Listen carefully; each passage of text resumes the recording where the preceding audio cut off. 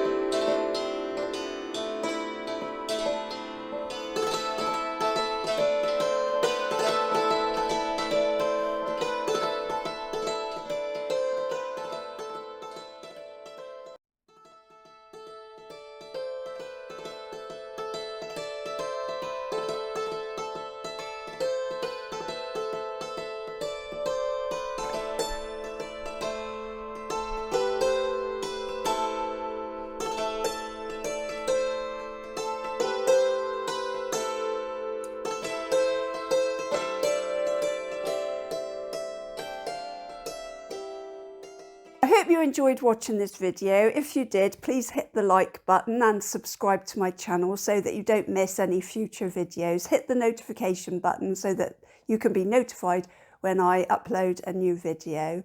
All I've got left to say is stay fit, stay vegan, stay happy. Happy Christmas. Bye.